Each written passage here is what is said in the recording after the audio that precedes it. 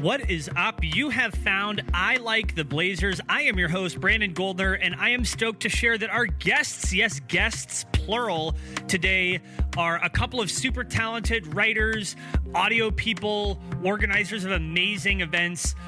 From Blazers Edge, we have Tara Bowen-Biggs and Steve Dewald in the house. We have a conversation with them. By we, I mean the royal we, myself and my two cats, I guess, and my mixing board. But we all three of us talk about the Blazers' early season so far, going 3-2 in their first 5 games, talking about Skal Labissiere's role, if Zach Collins is going to be out for an extended period of time, with Hassan Whiteside out for at least this game against the 76ers that's going to be played today, November 2. Talked about that, Damian Lillard's leadership, and a bunch more. But before we get to that, I really quickly wanted to hit on one specific point, and then we'll get into the interview, which I very much enjoyed. I just want to talk a little bit about something that we did mention on the pod, which is CJ McCollum's ability to draw fouls or inability to draw fouls. We mentioned it briefly, but I wanted to make one more kind of comment on this, and I sort of led it into the question with Tara and Steve, which is, are the Blazers coaches looking at things like the number of fouls a player draws and is asking them to actively work on them?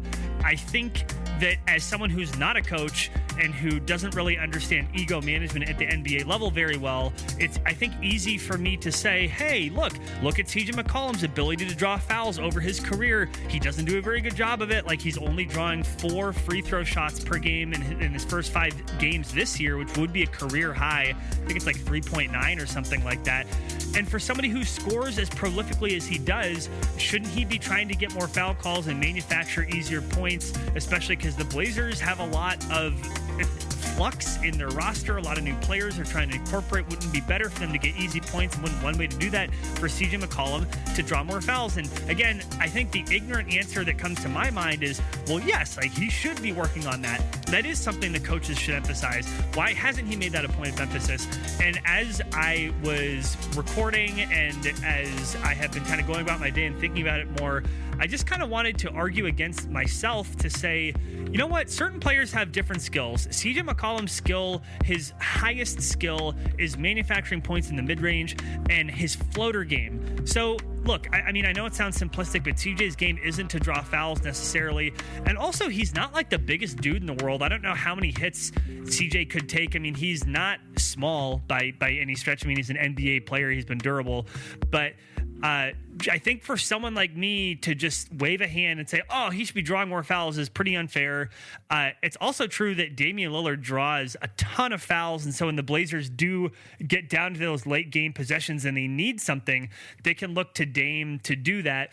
And it's going to be also interesting to see the development of Anthony Simons and whether or not he is going to be more like CJ and kind of avoiding contact at the rim, or going to be more like Damian Lillard trying to draw it.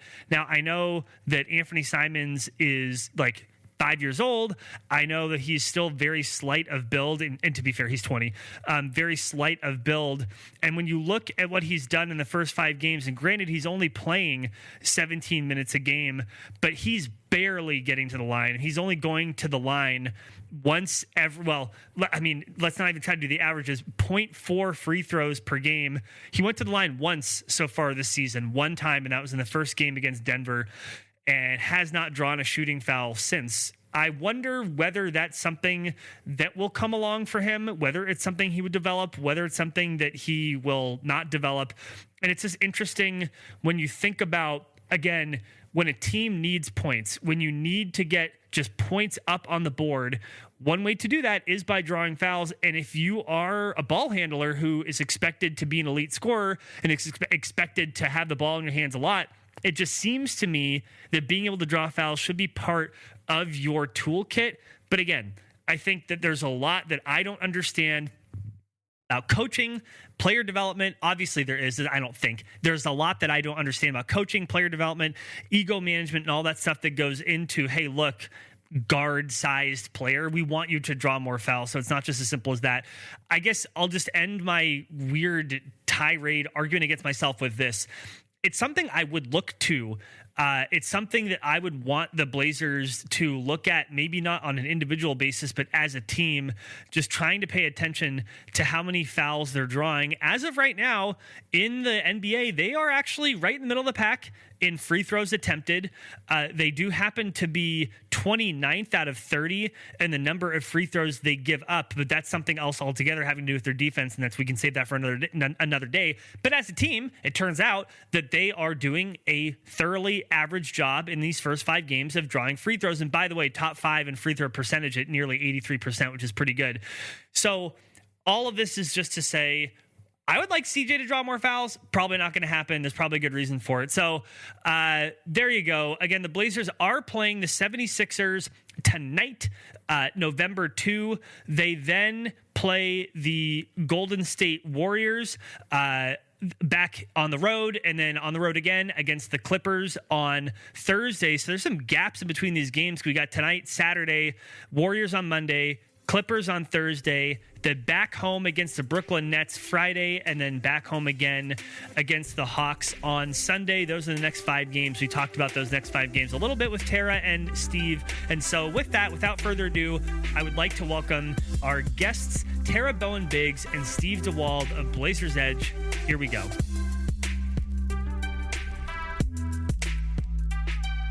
Tara and Steve, I appreciate you taking the time on this super sunny afternoon. How's it going? Tara first. Wow. Yeah, it is so gorgeous outside right now. I love this time of year because I love it when Blazer games, when it's still light out. And this is probably the last one where we're going to have any light before the game because tomorrow's daylight savings and that's all going to go out the window. Oh, man. Yeah, go. I'm at the point of no return whether or not I need to mow my lawn one more time before winter comes. So I'm a curmudgeon when it's this nice this late in the year. I'm ready for rain and for me to put everything away and not have to worry about it. You got to do that last mow. The only problem is you might get, it's November. You might have a couple bees who are still out there and they're super angry. Those stings don't feel good. I still have a couple weeks left of soccer practice, so I need it to stay nice for at least a couple more weekends. Do you do, so you do outdoor soccer stuff? Yeah, I'm coaching for Special Olympics. Oh, that's amazing. Do you want to just give a quick blurb about that? That just sounds incredible. Oh, it is, and I'm totally doing it because Damian Lillard is a Special Olympics ambassador, and that's what got me started, and I just love it. We've got a soccer team, and they had a tournament last weekend, spent a whole day out in the gorgeous sunshine out in, in Clackamas County, and we got another tournament coming up in a couple weeks, so we're just getting ready for that, and I love it, and having an awesome time with some amazing athletes and amazing people. That's so cool. That's rad. Speaking of soccer, my girlfriend Cassie is into soccer. I've never played before in my life, but I have bought cleats. I got shin guards. I'm going to start playing, even though I'm about to turn 35, but I guess you can teach an old dog new tricks. But enough about soccer. Let's talk about Blazers basketball. I wanted to start with a pretty basic question for both of you. The Blazers have played 5 games. They're 3-2. They just went 3-1 on that road trip, which was really good to see. And I'll start with you, Steve. With this 3-2 start, been some ups, been some downs. Has there been anything in particular that's jumped out at you that's particularly surprising or interesting, or anything that you're just keeping your eye on so far early in the season? I think from an interesting standpoint, I think having a guy like Kent Bazemore on the team has been really fascinating to watch. Can be frustrating at times seeing him on offense, trying to see where he actually belongs, might prolong some possessions with just dribbling the ball into the ground. But defensively, he's an absolute blast to watch. I mean, he is all over the court. He's in passing lanes. And really, Stotts' system really hasn't allowed players to kind of move around that much and kind of play more of a risky style of defense. So that's been something that's given me a reason to get excited to watch defense for the Blazers this year. Yeah, I mean, I'm hoping that he assimilates more into the offense as time goes on. As of right now, averaging 8 points on just 37% shooting from the field. But like you said, has been amazing on defense. Tara, what's popped out at you so far in these first 5 games? Well, somebody that I've had my eye on and been excited about all summer is Skal. And I never, ever would have wanted him to get more minutes because of somebody else's injury. But I'm very curious to see how he's going to be doing if Zach Collins is in fact going to be out for a while. I also was just kind of loving Zach Collins' defense. And to Steve, to kind of add on to you, it's been fun watching just something new and different. Like Bazemore is just a different player than we've seen for a while. And so just like retraining my eyes to watch who these new players are, that has been very interesting to me. I found it to be the same, the retraining of the eyes thing. Have either of you had that, like, you're watching the game and in years past, because the team has remained more or less the same, you're like, oh, like you see that the way they run or just the way they looking at their back, you know who it is. And this year it's like, I don't know who I'm looking at. I have to look at the number, look at the name. Like, are you finding you have to like kind of like relearn the players on the court? Because I definitely am. I think just where they are in certain situations, just that's not where Al-Farouq Aminu normally stood. Yeah. Like, what is Anthony Tolliver doing out there? You know, so just little things like that, like you mentioned.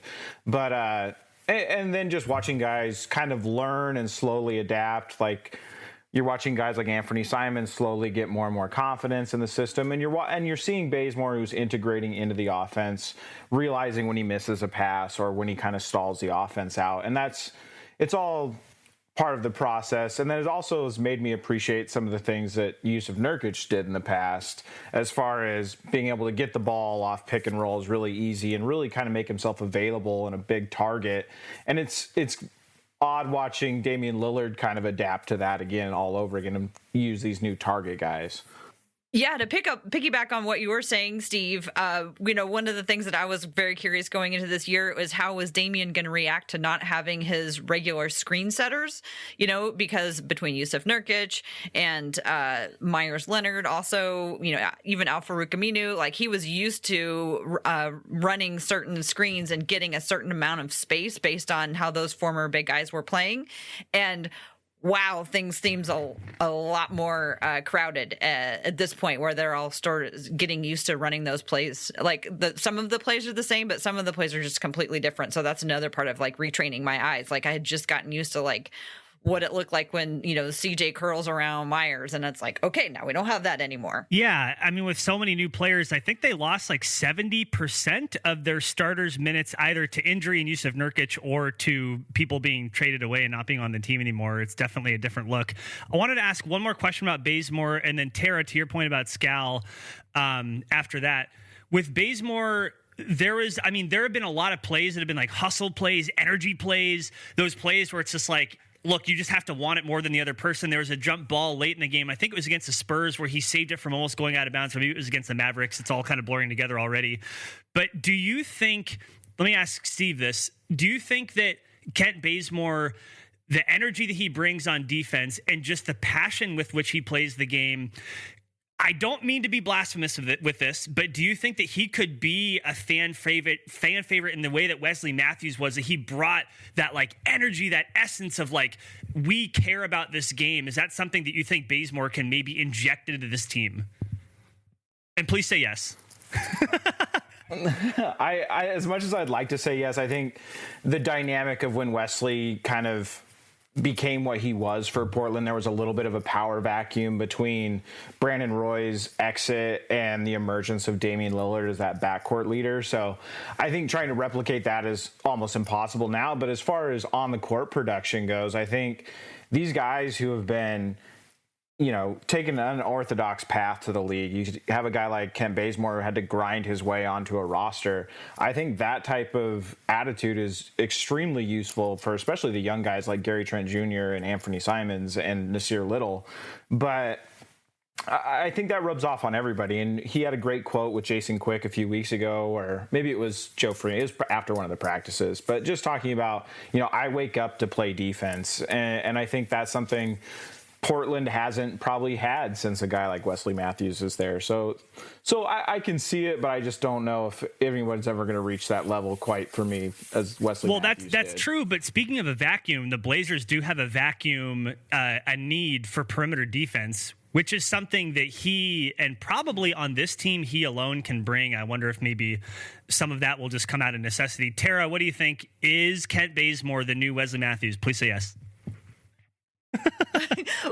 Well, for me, yeah, he has a very similar feel when he steps on the court because he brings a lot of intensity. But the thing that, I loved Wesley Matthews always just playing on a chip on his shoulder, and he always seemed like slightly mad, like every time somebody else won the ball. And with Bazemore, he just brings this, like, he just seems so happy every time he steps out on the court. And like the first time he, dove into the crowd during Fan Fest, that pretty much won me over. If somebody could, you want to show so badly how glad he was to be there and how much he wanted to contribute from like the very first play of a scrimmage.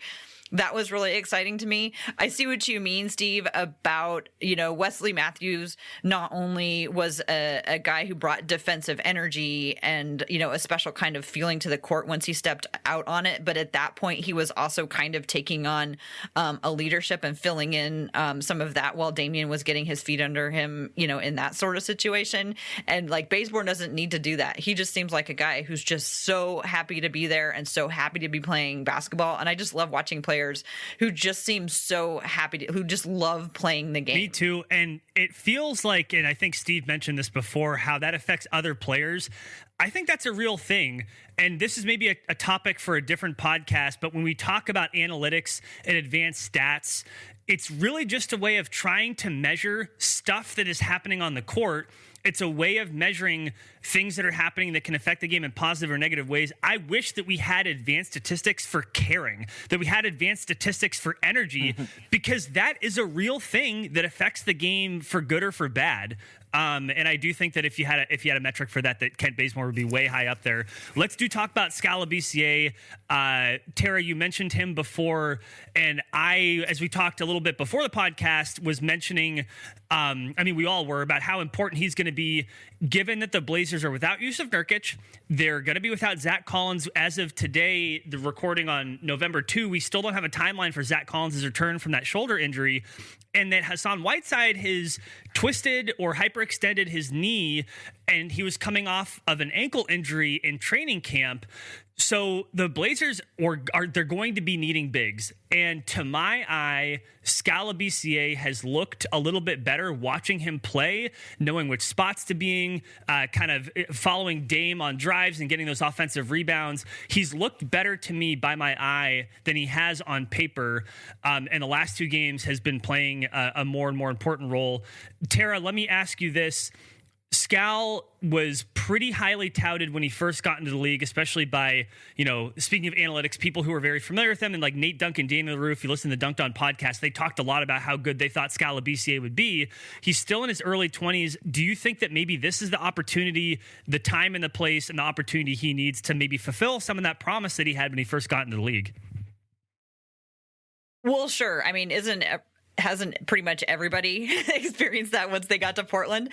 Yeah. When you look, I actually went down the rabbit hole of Skal highlights yesterday. I was watching some of his games in Sacramento, and he was demonstrating a lot of the same moves that we see now, but he wasn't alongside Damian Lillard when he was doing it. And one of the things that I've noticed about Skal is a lot of the times when good things happen, Skal is nearby. Like, he might not be the one who scored. He might not be the one who got the rebound. But when you watch highlights, Skal is one of the people that's often nearby. And I just think that he's in a really great situation right now. And I absolutely think that he could be one of those guys who really, everybody does better pretty much when they get to Portland, but I think he's somebody who could really blossom, to the next level. Not just play well, get a good contract, but I think this could be a really great place for him to live up to some of what people were saying about him when he first came in the league. No, I agree. I mean, with some of the big things that haunted Skal through his career going back to Kentucky was just kind of the mental toughness aspect of his game. I mean, all the physical traits are there, and I think it's a testament to how he's adapted and played so well here because I don't think it's easy to be, you're starting out as a third, fourth guy on the depth chart, and to be that next man up mentality and come in and perform well really kind of puts a lot of the questions I had about him at ease. As far as offensively, I think he plays perfectly inside Stotts' system. He knows exactly, or basically knows where he needs to be, and he's familiar with how the offense works. So he's able to he's the only big man so far this year that has done anything off a short roll. I mean, Whiteside is all the way to the rim, and Tolliver's picking and popping. So I believe it was the San Antonio game. He, got the ball in the short roll and looked around for a pass, hit an elbow jumper. I mean, that's just something they haven't had since Nurkic really left. Defensively, I still think there's a work in progress. I think some of his spatial awareness, as far as where he needs to be on the roll and where he needs a cutoff angle, still needs work, but that's all stuff that is going to come with experience, and that's that whole defensive unit gelling together that's going to improve that. Right, and he's still getting called for, moving screens and all that. That's going to take some time to work out, but I really like the intensity with which he's watching the veterans and the people who he's playing alongside. I mean, just starting at, I think it was the first preseason game against Denver. I remember watching Damian point to exactly where he wanted Skal to go, and Skal going right there. And he just always seems very connected and engaged with whoever is out there on the floor. Like he's really actively learning while he's out there. Yeah, that situational awareness piece is super, super important. Knowing where to be for rebounds, when someone's driving to the hoop, if you're either 2 steps too far behind them or 2 steps too far in front of them, you could be getting in their space or not be their position for the rebound. And that kind of stuff, I see Skal doing really, really well. Boiling down to basketball positional instincts, it seems like he has that, which is super encouraging. And related to this question about the Blazers center rotation, we did get a question from, I love this name, Blazers legend and hella cool guy at the hella cool guy asks, is Moses Brown going to be a viable solution to our injury problems at the 4 and 5, or do the Blazers look to sign another veteran player to fill in? Steve, start with you. What do you think about that? So I've been watching a lot of whatever clips I can get a hold of outside of Frisco, coming out of Frisco right now, where Moses Brown and Jalen Horde are right now working out with the Texas Legends. I just don't think it's feasible to really, I think he can come in and, play garbage time for right now, but that's quite a learning curve for these young guys. That being said, I think once the opportunity opens for 10-day contracts, I think the Blazers are definitely going to be a team that utilizes those, and you're going to bring in some of these journeyman kind of specialist guys to, if you need a guy to come in if there's foul trouble to get, a few quick rebounds and run the court, you can, bring a guy in. If you like him, you can bring him back for another 10 days. I think that's more of the way that they want to approach this, judging by how they went about things last year. I think they like having that extra roster spot open for as long as possible, and kind of everything is geared to what it looks like will be a major trade at the deadline. And I don't see them trying to fill that position either by calling up either Jalen Horde or Moses Brown permanently, or and converting their two-way contracts, or signing a veteran guy like a Joakim Noah to fill that roster spot for the year. And when are teams allowed to sign 10 days? Is that in December? I believe it's after the G League showcase, so that will be early December, I believe. Okay, Tara, what do you think? Is Moses Brown the solution? And by the way, they may need a player to sop up those garbage time minutes. So would it be him, or do you think it might be somebody else? Maybe Pau Gasol getting healthy? I mean, I know he's at the end of his career. What are you thinking about that backup 4-5 position? Well, to start off with, from your mouth to God's ears, that there will be garbage time, because so far everything has just been right down the wire pretty much. So I'm hopefully hoping the good kind of garbage time. Yes, exactly. That's what I was going to say. Is I'm hoping that we're going to have the garbage time where Dame can sit for a lot of the fourth quarter, because he's gotten them enough of a lead and he doesn't feel like he has to go in. I agree with Steve. I think the Blazers historically have been, and Stotts have been reluctant to rush young players into situations that they're maybe not quite ready for. So I think it would be more likely that they'll try to figure out what to do with their current players, or, if Zach Collins is going to be out for a while, bringing in somebody else rather than relying on Brown to come in and do it. As much as I love watching him, I just don't know that he'd be ready for that kind of a situation.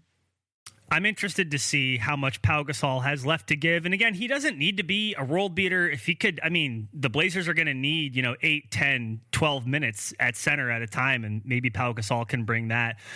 Let's bring this around on our last question here to get you both out of here after this. To the Blazers' best player, Damian Lillard, has been having quite a season. I know the sample size is small, but if you follow I Like the Blazers at I Like the Blazers on Twitter, we tweeted out a little bit earlier that through 5 games, Damian Lillard is averaging career best in points, rebounds, assists, steals, blocks, turnovers, as in less turnovers, and free throws. Tara, is this just a continuation of how Damian Lillard has gotten slightly better and slightly better every year?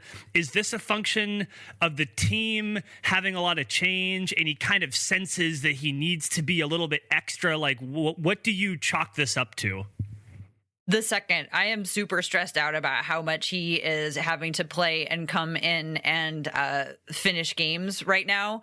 That's what I kind of alluded to that earlier. I love that he can do it. Don't get me wrong. And I'm sure that, he is, I don't know if he's fine, but he understands that right now, if the Blazers are going to log as many wins as they can early on in the season, he needs to do that. But boy, it stresses me out to see him have to do that game after game after game. And I love the fact that he has these numbers, but it's making me nervous, makes my stomach hurt how he's been getting them. And like I said, I wish that it was back during when Steph was getting MVPs and he only played 3 quarters.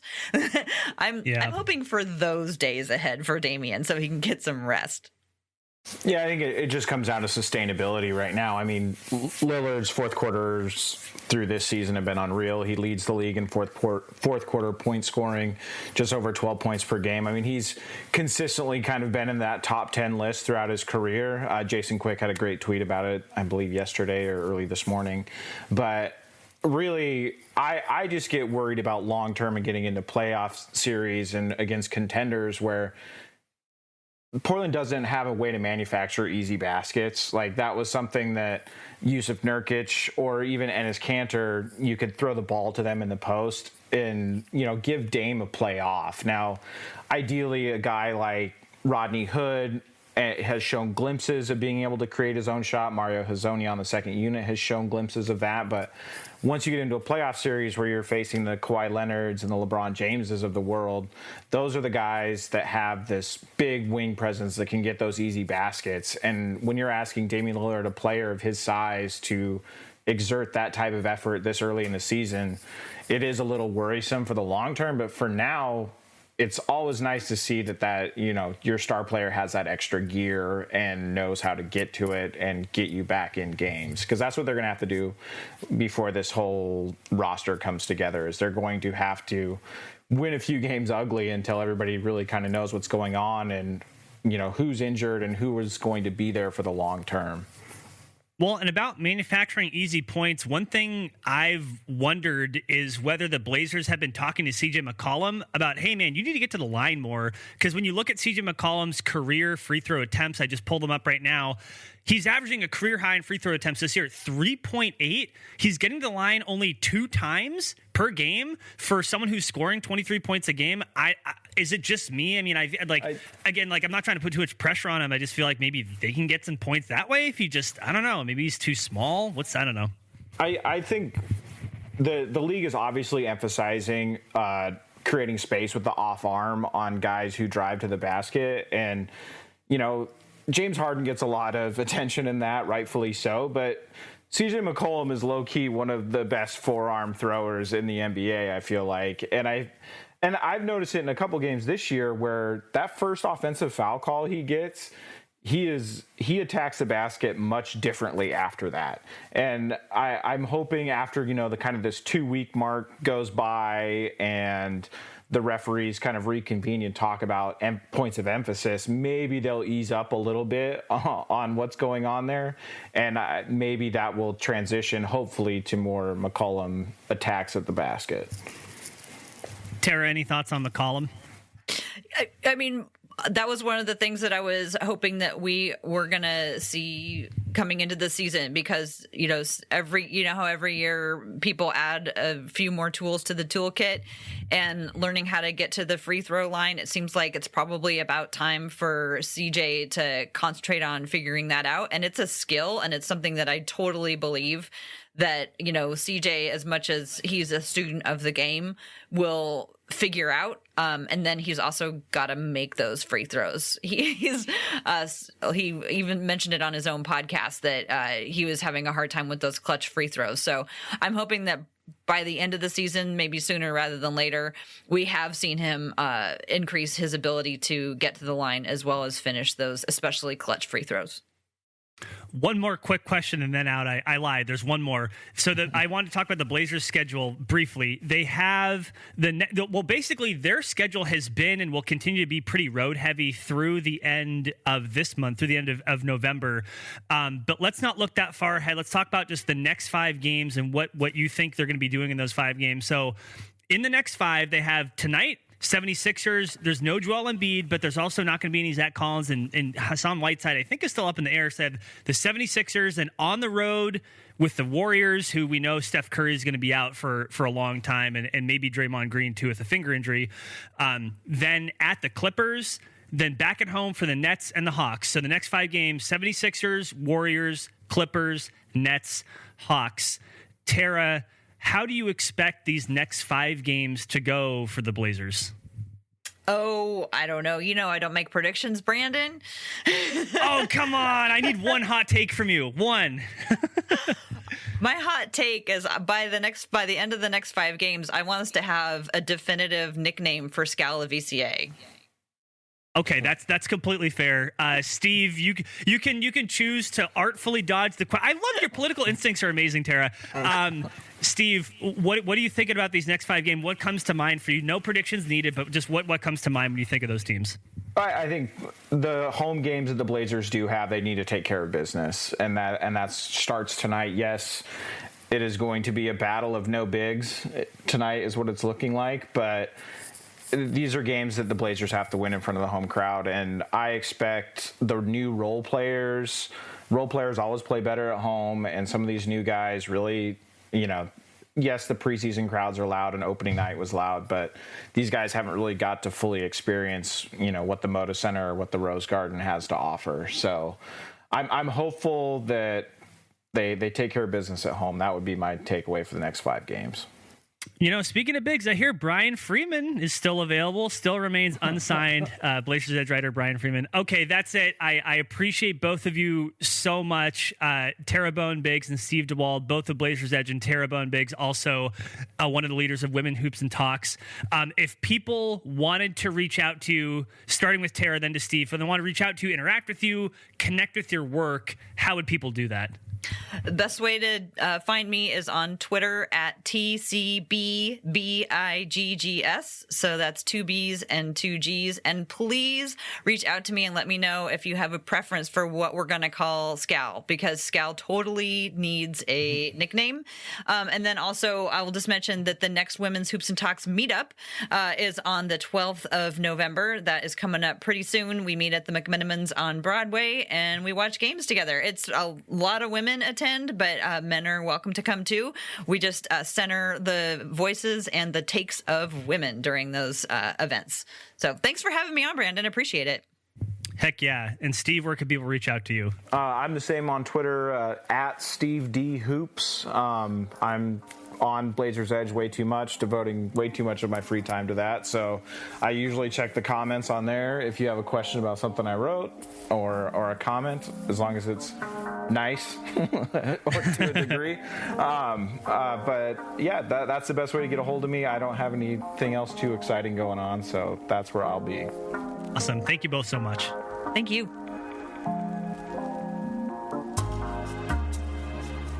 Thank you again so much to Tara Bowen-Biggs and to Steve Dewald of Blazers Edge. I really appreciated both of their time. The fact that they made time to talk to me at the same time, I very much appreciate it. So yeah, thank you both so much. we will see what happens tonight against the 76ers. Obviously shorthanded without Joel Embiid, but the Blazers are also shorthanded without Zach Collins and Hassan Whiteside, who had that sprained knee. Hopefully both those players will be back soon, because they're going to be relying a lot on Skal, as we talked about during the interview, in that interim time. But until then, that's about it for tonight. If you want to reach out to I Like the Blazers, pretty simple, at I Like the Blazers on Twitter and Facebook. You can also send emails at ILiketheBlazers@gmail.com. But what's really going to help is if you please give us those 5-star reviews. It doesn't matter which way you're getting your podcasts. If it's Apple Podcasts, Google Play, lots of other ways, Spotify, Stitcher, CastBox, Radio Public, can't even name them all. But if you could please subscribe and give us a 5-star review, that's what helps people see the show, and it really does make a huge difference. And so I would appreciate it. And yeah, that is about it. Again, I appreciate all of you. Oh, wait a minute. No, I'm sorry. We had one question that I didn't get to, and I'm going to pull that up right now because I asked for questions and you all sent them in, and I really appreciated it. So we got to one question on the show, but we had another one where, it's from Christian Gmelin from Peeps and Plaid podcast. I appreciate that. From Christians, asks if Nurk were magically healthy, no lingering issues, or no easing into it, what would you want his minutes split with Hassan Whiteside to be? Who starts, who finishes? Does Skal still get playing time?